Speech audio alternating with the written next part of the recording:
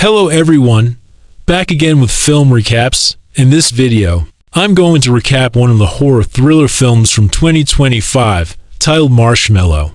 The movie opens with a boy named Morgan sleeping on his bed when suddenly, it begins raining inside the room. He anxiously jolts awake and checks his stomach, only to find water pouring out of it. Morgan screams in horror as the scene fades to black. Later, we see a bunch of kids playing in the neighborhood while Morgan watches them from nearby. He nervously asks if he can join too, but the boys simply make fun of him and leave. This is noticed by Morgan's grandfather, Roy, from a distance. At night during dinner, Morgan is in a gloomy mood, and his parents try their best to cheer him up. It is revealed that they're sending him to summer camp in hopes that he makes friends. And as fun, Morgan doesn't want to go, but Roy assures him that he'll have a great time there. He even gives the boy his pocket knife to encourage him further. Morgan finally appears to be convinced, and Roy gets up to leave.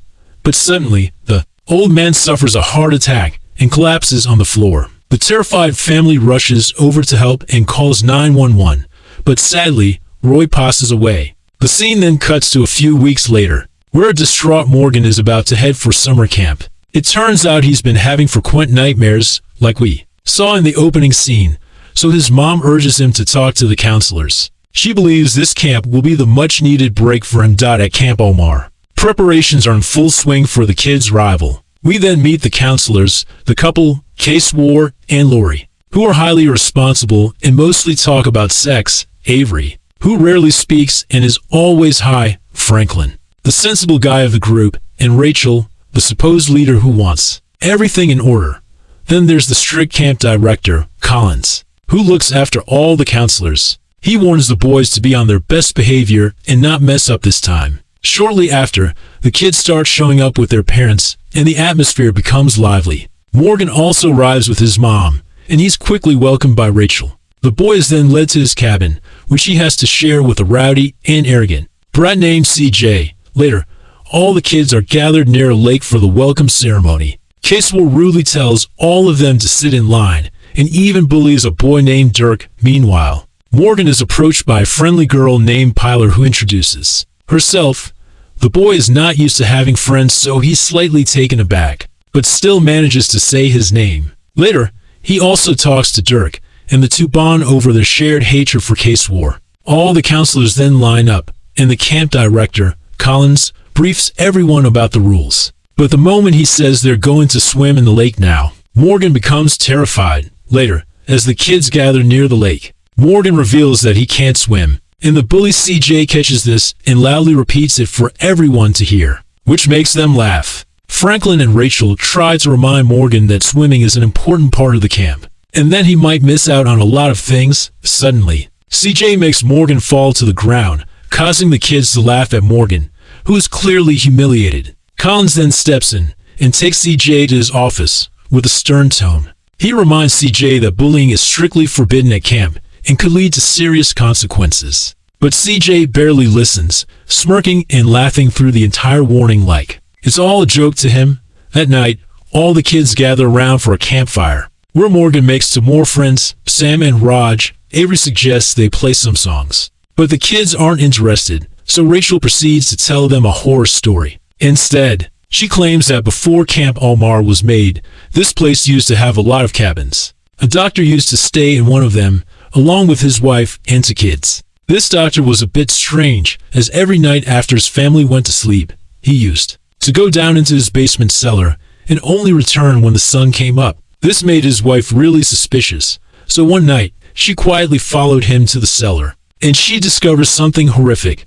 People's mutilated bodies were being ripped off and sewn back together, and they looked completely disfigured. It turns out the doctor was secretly killing people and doing experiments on them at night. The terrified wife tried to run away, but the doctor found her and sewed her to the kids to transform them into one disfigured person. Upon hearing all of this, Morgan and some other nerds are horrified. After the session is over, Pilar escorts Morgan to his cabin, while assuring him that the counselors just made up the story to make sure nobody breaks the curfew. This finally makes him feel a bit easy, and they bid each other goodbye for the night. A while later, Morgan is in the toilet, lost in his thoughts, when all of a sudden, water starts pouring from the ceiling. He then has visions of a certain incident where he's struggling to breathe, and someone is trying to help him out, and terrified. Morgan quickly exits the toilet, but soon sees his deceased grandfather, which was just another one of those nightmarish episodes, and Morgan manages to come out of it. He then slowly proceeds towards his cabin, only to notice a terrifying man in a white suit coming out of there. A horrified Morgan immediately rushes to Rachel and Franklin's place, where he frantically explains that he saw a strange man coming out of his cabin. But Rachel reveals that she read Morgan's file and learned that he has recurring nightmares. But the boy is certain that he saw a man. Meanwhile, Franklin suspects that the earlier story got to Morgan's head, so he decides to escort him to his room. They soon reach the cabin, and Morgan is stunned to see all his roommates asleep with no signs of any violence. Franklin assures him that Omar Camp is a safe place before finally departing. The next morning starts off better for Morgan as he meets Pilar. They discuss their shared fondness for books, and she eventually asks him out on a reading date. She also gives him some candies and leaves, which leaves Morgan blushing like a schoolgirl. From that point onwards, he feels more confident and spends the rest of the day enjoying with his friends. Morgan even tries to talk with CJ in the evening, but the bully shoves him onto the bed, leaving him scared again. The following morning, Morgan is describing the incident to his friends, when CJ suddenly shows up and asks to talk in private. A terrified Morgan complies, and to go near the lake to chat. Surprisingly, CJ wants to make amends for his earlier bullying and says they should do some stuff together. But when Morgan asks what stuff, Roger arrives at the scene and pushes CJ in anger. But the bully easily overpowers him and begins to punch the shit out of him. By this time, Morgan has gone limp and is starting to sink deeper and deeper. But thankfully, Casewar rescues him in the nick of time and starts giving him CPR. The other counselors also show up and pull CJ away from Roger, while Casewar manages to bring Morgan back to life. The scene then cuts to nighttime, where all the kids are having the time of their lives outside, while the depressed Morgan stays in his room. Soon after, Collins arrives with some hot cocoa for Morgan and encourages him that things will be better. They have a lot of work to do with CJ, as they don't tolerate bullying here at Omar. Later that night, Morgan suddenly finds himself near the lake, where his dead grandfather has been waiting for him. Things quickly get dark as the old man begins acting strangely, and water begins pouring from everywhere. Morgan also screams and vomits a ton of water, but the next second, it's revealed to just be a nightmare. Now unable to sleep, Morgan peeks through his window and spots one of the cabins, blinking with lights. He gets curious and slowly walks towards it to check what's going on. Morgan then enters inside and stumbles across a shady room which leaves him horrified. Even worse, there's CJ's dead body, which has had his organs removed, as well as the bodies of other kids. Just then, the man in the white suit appears and starts dragging Morgan, causing him to scream in horror.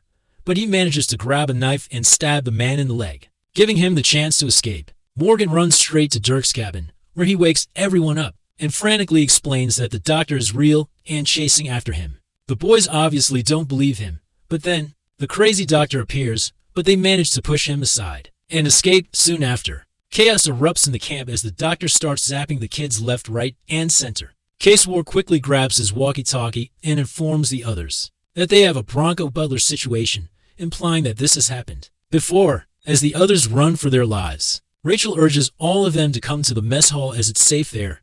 Meanwhile, Morgan, Dirk, and Sam find Pilar, who's with her roommate Caroline. Here, they spot the crazy doctor zapping a girl and quickly run away from there.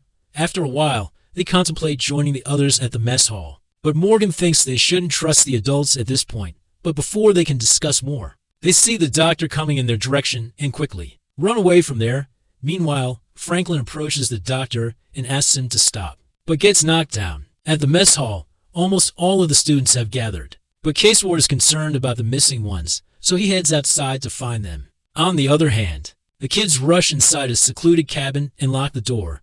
They find a lot of rowing equipment there and contemplate swimming across the lake to look for help. But Morgan, who's terrified of water, immediately shuts down that idea. Pilar asks why he's so afraid to swim, so Morgan starts recounting the tragedy that still gives him nightmares. It turns out a few years ago, he fell into the swimming pool and almost drowned until his grandpa Roy came and saved him. Seconds later, they hear a bang on the door, prompting them to quickly hide. It turns out to be Case War who's looking for the kids. Morgan and the others are skeptical to trust him, but a scared Sam suddenly runs into his arms. Pleading for help, Case War proceeds to escort the boy out when suddenly, the doctor shows up. But to our surprise, Case War shockingly hands over the boy and the doctor zaps him unconscious. It turns out that the doctor and Case War are working together. And here the kids knock Case War out with a surf boat and escape. Elsewhere at the mess hall, Rachel is trying to assure all the kids that it's safe here.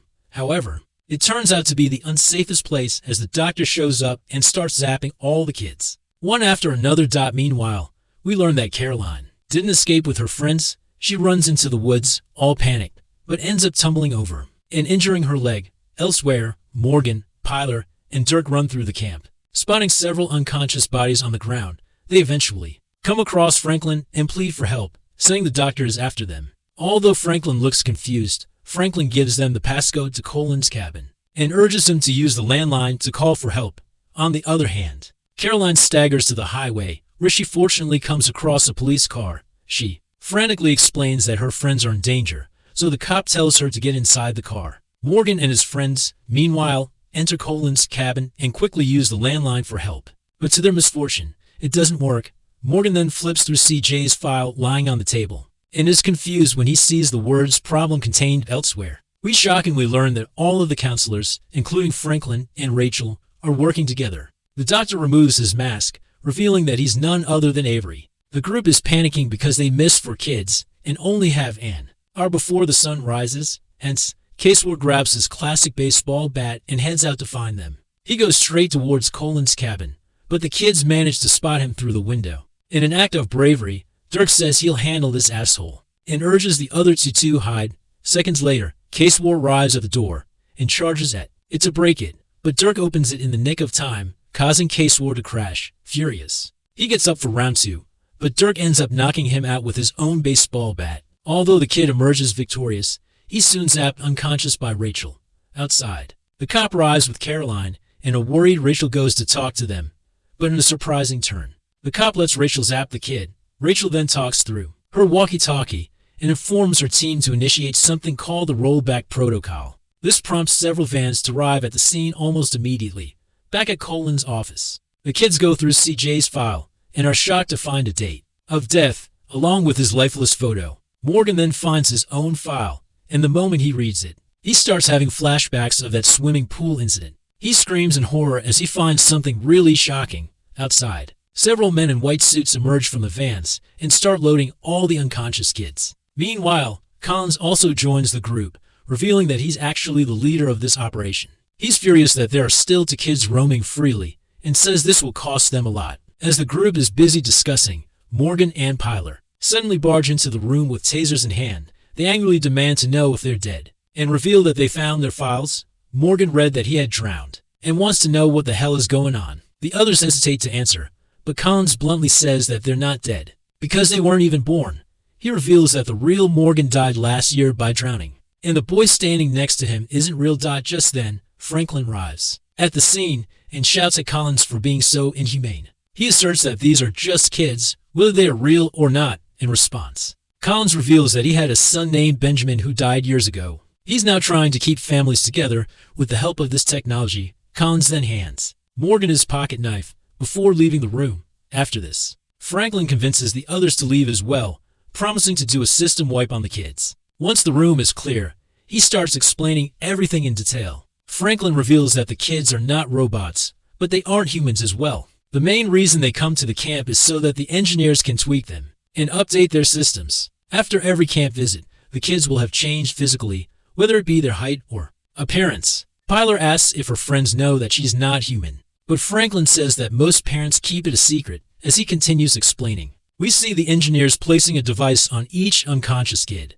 Franklin then explains that when the kids wake up, they'll have no memory of what happened after this. He asks the kids if they want to keep their memory or should he erase it. The scene then cuts to the next morning, where we see everything has returned to normal. The kids are playing outside and laughing as if nothing happened. Inside the mess hall, Morgan is talking to his friends when a completely changed CJ approaches him and asks what's up. Shortly after, Case War also arrives there with a swollen face, and Dirk asks what happened, so Case War hesitantly responds that he had a hiking accident, but Morgan questions if he's sure it wasn't a boating accident. He's referring to that surf boat shot to the face, which reveals that he kept his memory. On the other hand, Collins receives a call from his superior, explaining that they have been receiving dozens of malfunction reports from all of their camps. It's even worse than CJ's case, as the kids are becoming extremely hostile, and we see a dead body floating in the water. Collins' superior reveals that several dispatch teams are being deployed to contain this mess. Just then, someone barges into the room,